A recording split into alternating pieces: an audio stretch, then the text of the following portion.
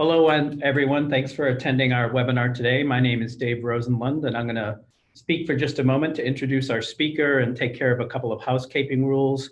But we want to thank you for attending. There are a number of people from the US and Europe, so good morning if you're in the US, good afternoon if you're in Europe, and we'll just launch into this. So with us today is Jeremy Stark, who joined ALM Works in January as our new head of solutions. Jeremy is a longtime customer, though. He's been using Jira for 10 years. He used Structure for approximately 5 of those years. And so he joined us to help us build benefit-driven solutions around the Structure platform. And so Jeremy will talk today about using Jira to predict, decide, and act at scale. Just a couple of quick housekeeping items. We're going to keep attendees' microphones muted throughout the webinar this morning. We have quite a few people in attendance, and we want to make sure we don't suffer from any of the barking dogs or crying babies. So we'll be doing questions and answers via the Q&A feature here in the Zoom webinar platform. So at the bottom of your screen, you'll see a button that says Q&A. It looks like the one here on the slide. You can register your questions at any point during the webinar. We'll have a log of those, and at the end of the session, we'll read questions to Jeremy from the audience. And the webinar is being recorded, so if you want to go back and refer to this webinar in the future, you'll be able to. It'll be on our YouTube channel. Share it with your colleagues, whatever you might like to do in that case.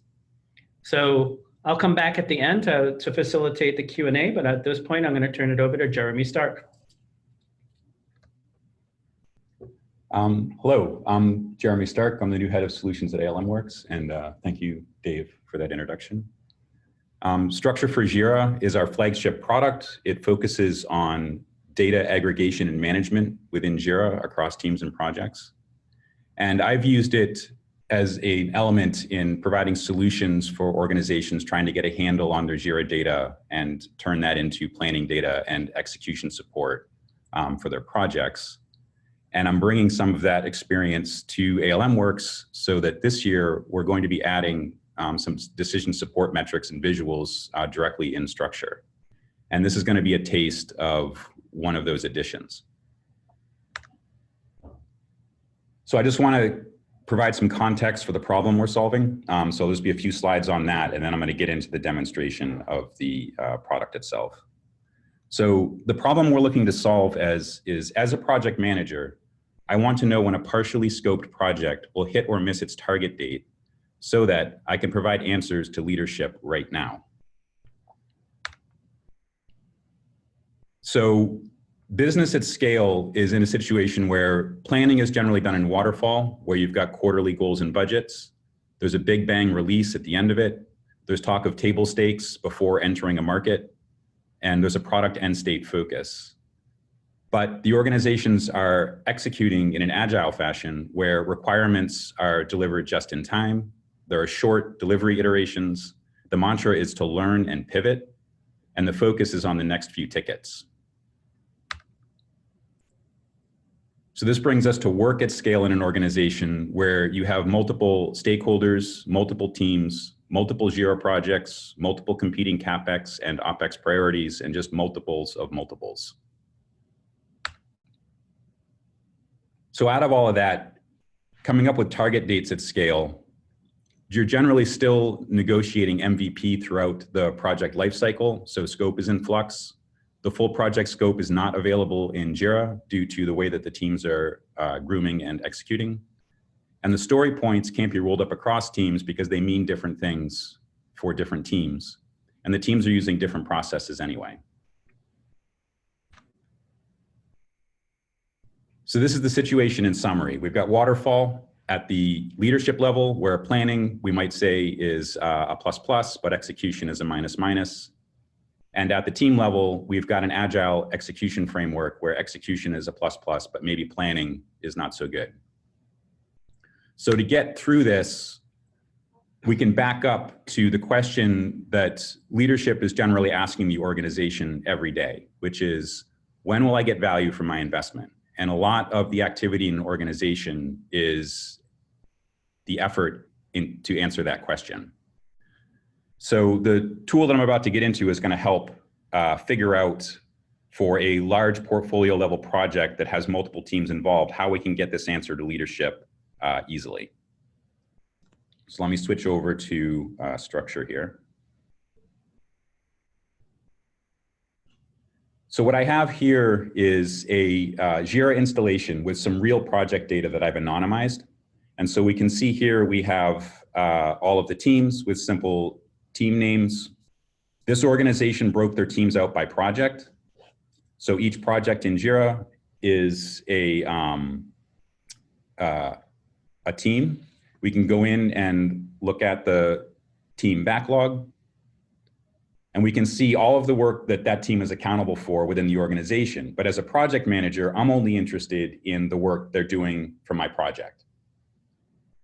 So I need a way to separate out from all the work that team is doing, just the work that I care about to get my project done.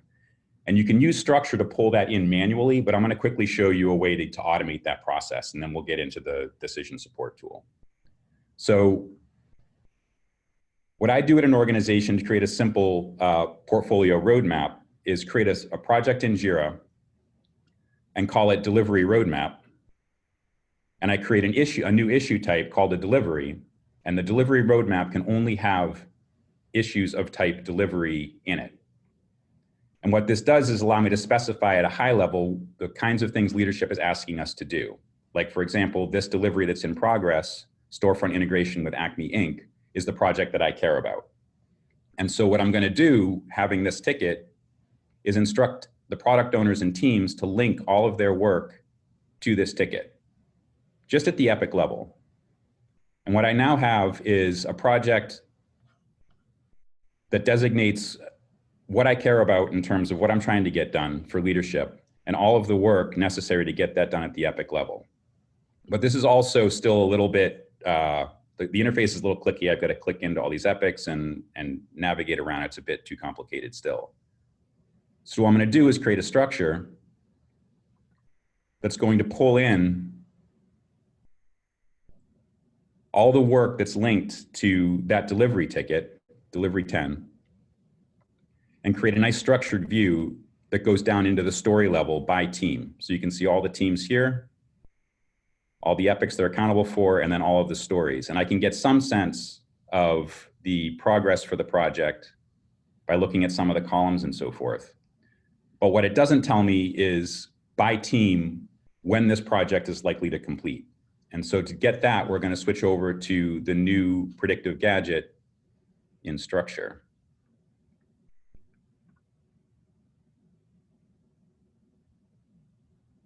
I'm going to wait a moment while Jira loads all the gadgets.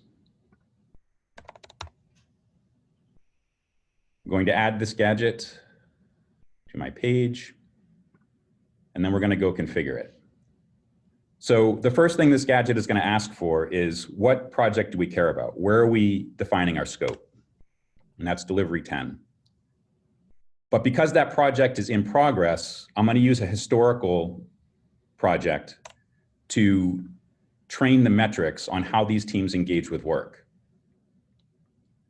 I'm going to tell it that we're designating teams by project. If you use a field, a multi-select field, or some other way to identify a team, you can get at that data through this attribute here.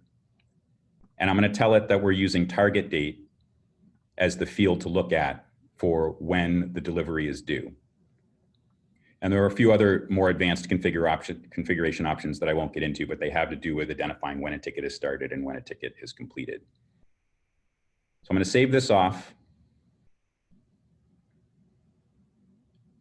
And what we'll get here is what we're calling a predictive cumulative flow diagram.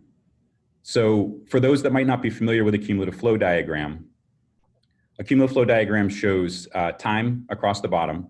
So as we go back in time, we go back to the left here, and it shows the number of tickets on the y-axis.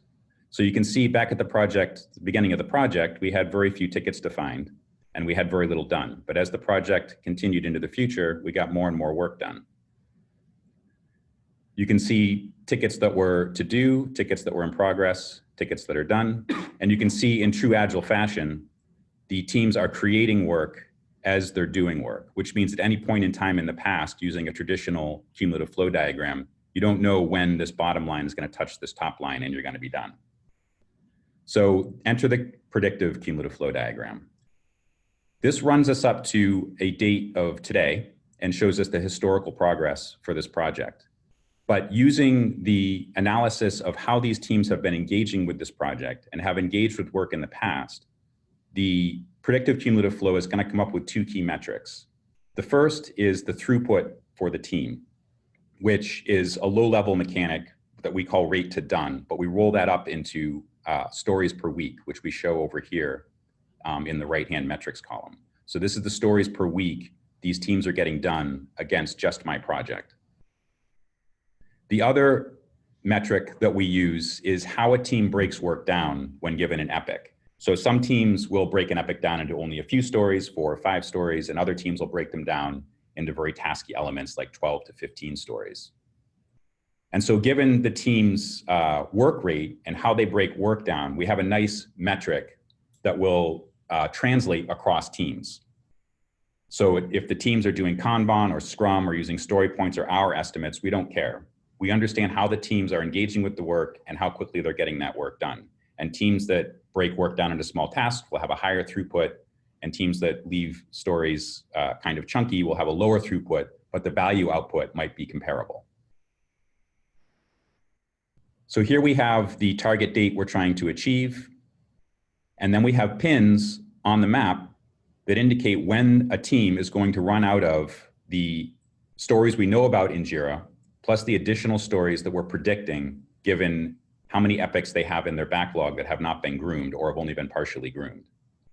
So what this predictive cumulative flow diagram is doing is looking at each individual team's backlog and coming up with an assessment of how many additional stories they're likely to generate in Jira given their ungroomed or partially groomed epic backlog, adding that to the overall scope that they are accountable to for this project, and then running their throughput against all the scope, predicted plus known, and dropping a pin when they run out of scope.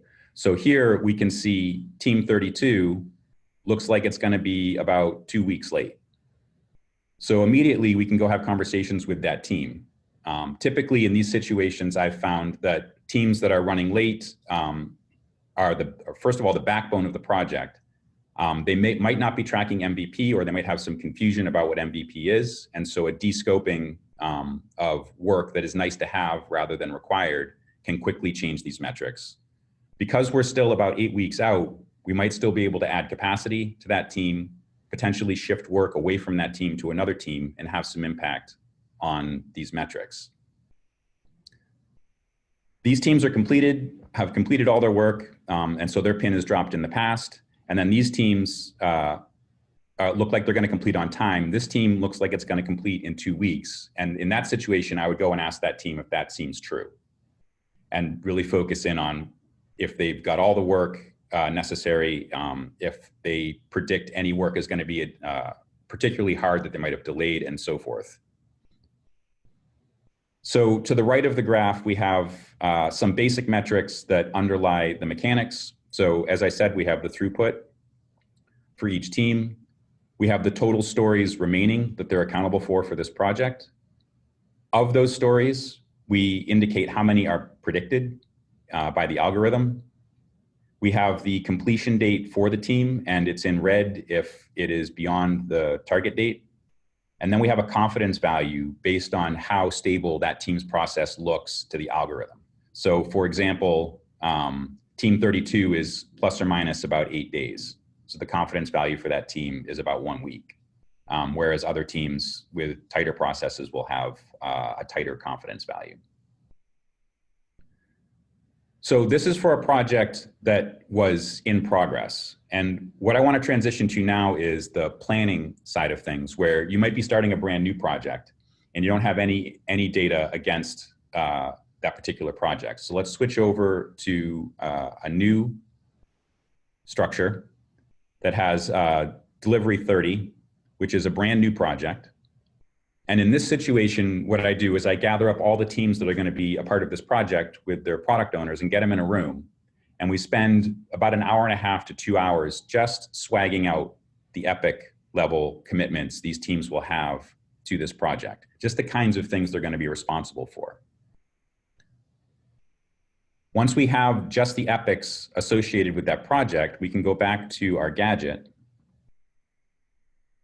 I'm going to go in and reconfigure it to, instead of looking at delivery 10, I'm going to tell it to look at this new delivery. And I'm going to keep the training structure as delivery 1, which is a completed delivery. And so the algorithm is going to use the data from that delivery to inform it about how those teams are likely to break those epics down that we just created, and how they're likely to work against them for this project. So I'm going to go ahead and save this, and we're going to get a 100% simulated project. So if we look over here, we can see the stories that are predicted by team. They're 100% predicted. So all of the stories on this graph are not in Jira yet. This is just the algorithm predicting what these teams will create given the epics that they've created. It also runs the team's historical throughput against that predicted scope and drops pins on the graph on the dates that they're likely to complete, just as before. And if our target date is here, we can see that one team is going to be about 2 weeks late, or is predicted to be about 2 weeks late. So what I say from this point, from this planning perspective, is this is 50% of the solution to planning. The other 50% is to take exactly this graph and go talk to each team and ask them if the predicted date seems reasonable. And what I generally get as an answer is a team will go, well, you know, we have all these other priorities. We got some production support issues. So can you buffer us by 30%? And I'll say, yes, of course. And I'll get my date. Or they might say, you know what, this is exactly the same kind of work we've done in the past, and we think we can beat the estimate. So can you take 20% off? In which case I'll say yes, and I have my date. But once I have my dates, I can lock them in. And once the project starts, once we start execution on the project, I can watch these pins and see if they're lining up with the planned target dates. And as soon as they start to deviate, I can go have conversations with the team and see if there's anything unexpected, if there's anything the organization might be able to do to help, or if they're tracking as expected.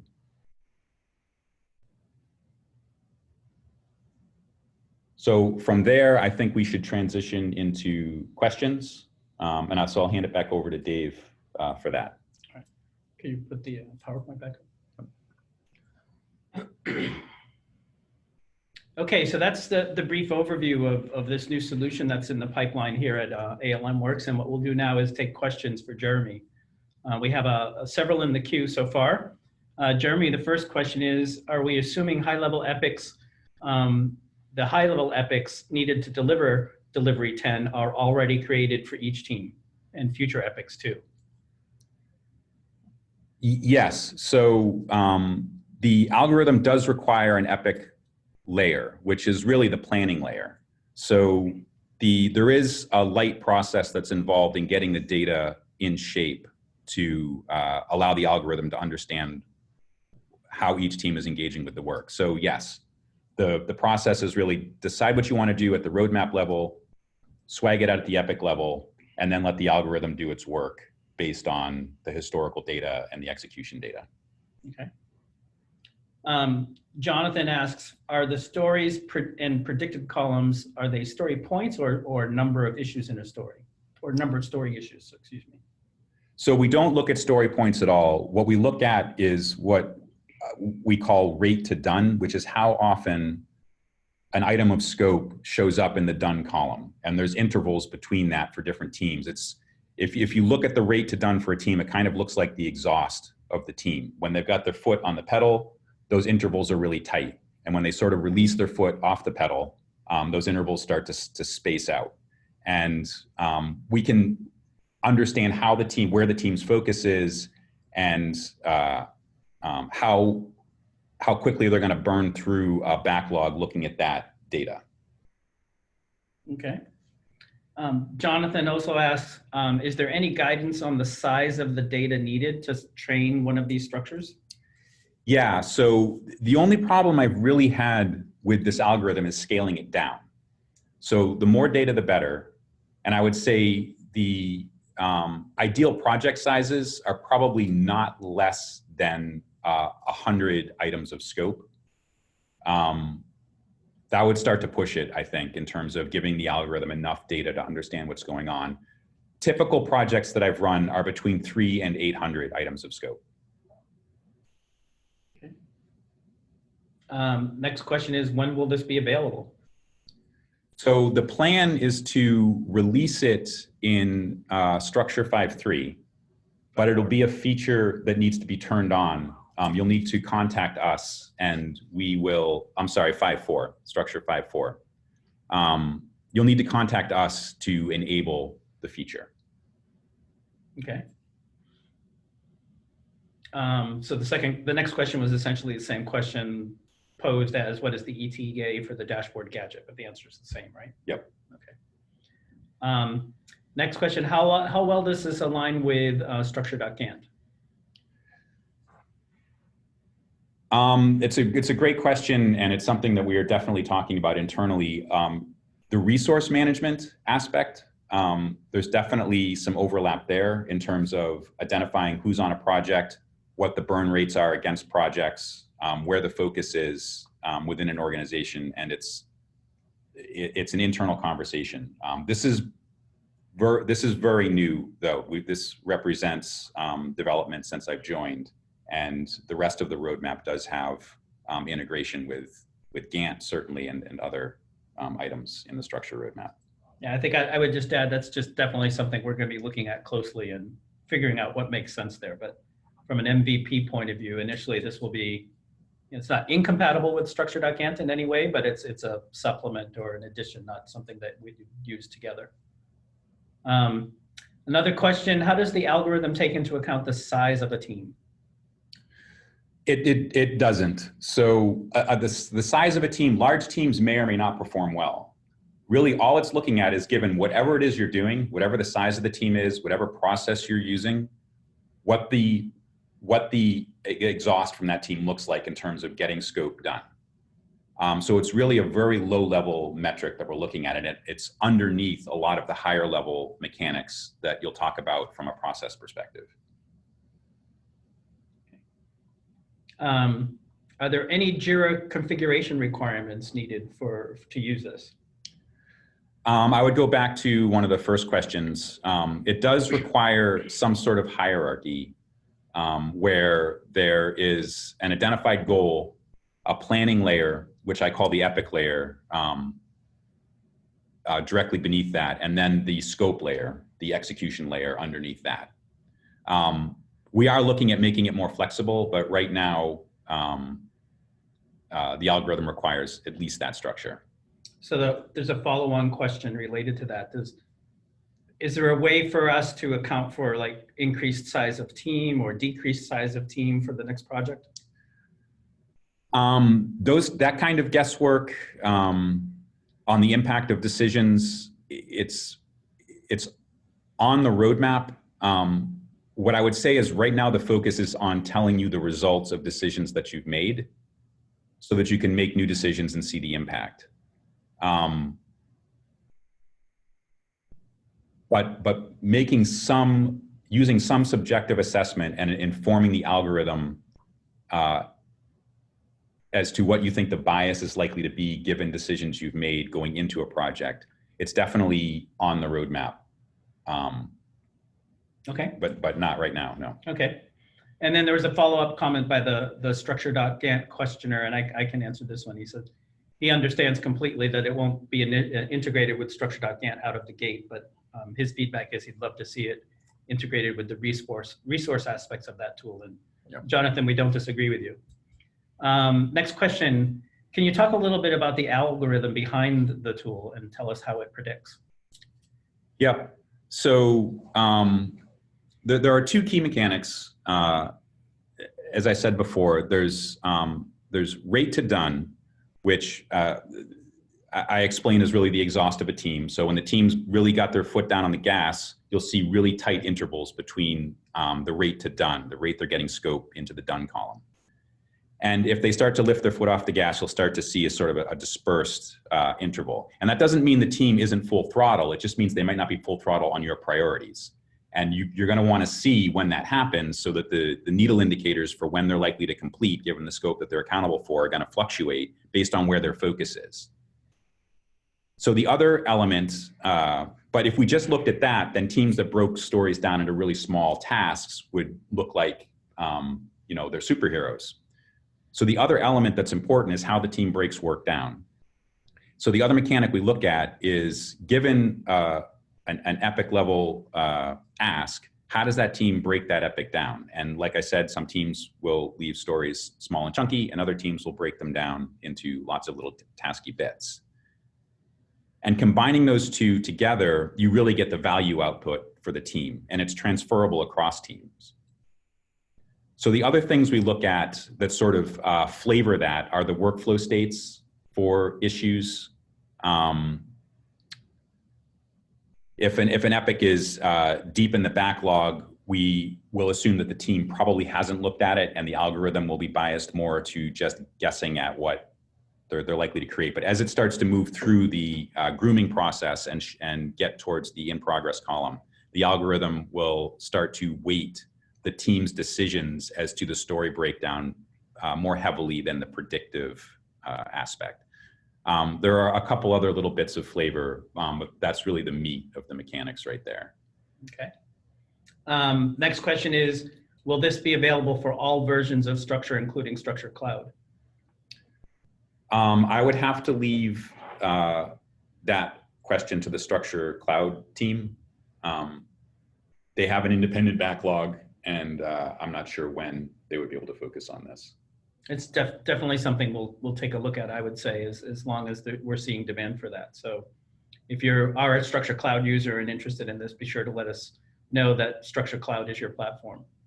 Any plans to integrate this with Portfolio, specifically Jira Portfolio, specifically their issue hierarchies? Yes, and it might already be integrated in the sense that Structure itself is integrated, and if Structure can pull the data in the structure that we need, then the tool can utilize that data. Yeah, Jeremy is right about that. As long as you also have Structure, we could create a structure that pulls in the portfolio data in the correct, in a manner that would be consistent with the tool. Okay. This person says, we don't use epics, we just use simple tasks which are linked in other ways to other types of tasks. Would the widget still work? In other words, can we just tell the widget to use something other than an epic? Yeah, as long as you create a grouping hierarchy above the scope layer to identify the sort of the planning layer, the tool will make use of that middle layer. It doesn't have to be an epic. If you don't have a planning layer, what you'll lose is the scope prediction, because it won't have a way to quantify future work. And then this is the last question we have so far, but we have time for more if other folks have questions. What are the benefits and drawbacks compared to Jira Portfolio? I'm not a portfolio expert. I would say that I've used this graph on about 60 large-scale projects at various organizations, and I've found it to be the most highly actionable tool that I've used to understand what's going on day to day and week to week for a project and generate the right conversation in an organization. So if Portfolio does that for you, great. I think this graph definitely does it. Great. Okay, oh, one more question. Can we consume more than one training project, or can the tool consume more than one training project? Yes, so the tool relies on Structure to feed the data. So anything that you can get Structure around, you can use as source data or source scope. So if you want to use a few different projects for training data, you can just create a structure that includes that data and then configure the gadget to use that as the training data. Next question, how is support for the tool going to be offered? Yeah, so we have a solutions group internally, and one of the things that we're going to be offering with this tool is some light process consulting and configuration and training for Jira and the use of the tool. So that'll include just training on using the gadget itself, some assistance in structuring your Jira projects so that they're easily consumed by the tool, and then potentially some process consulting within the organization for how you might engage a project, get your epic swag layer, and then prioritize that project against other projects and begin execution. So we're looking at potentially like 1 to 3 weeks worth of consulting support to get that set up. Another question, what does it offer over the built-in cumulative flow diagram? Is it the training for better prediction? Yeah, the built-in cumulative flow diagram in Jira, there are a few weaknesses there. One, if you do build a board that does aggregate all your data across all the teams and projects and so forth, it's only going to show you an aggregate timeline for all of that data. So it won't show by team. So one of the first things that the Predictive CFD does is it actually breaks all the work out by team and shows you when each team is going to complete. And the graph ends when the last team completes. The other problem there, of course, is that it doesn't do any predictive analysis. And one of the major gaps in planning with Jira is that a lot of the data just isn't in Jira until the end of the project. And so the Predictive CFD is going to give you at least some assessment of the additional scope you're likely to see in Jira in the future. And then it's going to continue the graph into the future until all of that scope is done by team.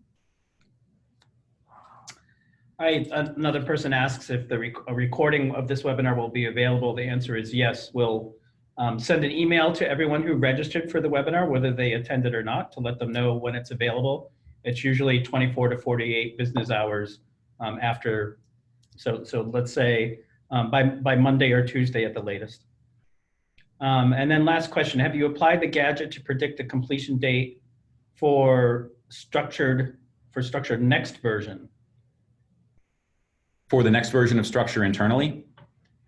I have not, actually. I haven't applied the tool to our own internal process. I'm pretty new here, so I'm still gaining a foothold on how ALM Works engineers do their jobs. Yeah, so another comment is dog food it. That's a great suggestion, actually, everyone. So that is a great suggestion, but we haven't done it yet. All right. All right, with that, why don't we wrap it up for today? We want to thank everybody for attending today's webinar. As I just mentioned, a recording will be available by next Tuesday at the latest, most likely before that. And if you have any questions at all about this particular solution, you can reach us. You can reach us at solutions.almworks.com for this particular topic. You can reach ALM Works at any time via support@almworks.com for any question. And then the last comment, it looks like we have one last minute question here. Can we consume more than one project for training? And I think we actually did answer that one, didn't we? Yeah, so anything that you can pull into Structure, you can use as training. So if you, in the example that I gave, you could just include multiple deliveries and it would pull in all of the data. So yes, you can use multiple projects to train the algorithm. Okay. All right, and with that, why don't we say that concludes today's webinar, and thank you everyone for attending. Keep an eye on your email for information about the recorded version. Thank you.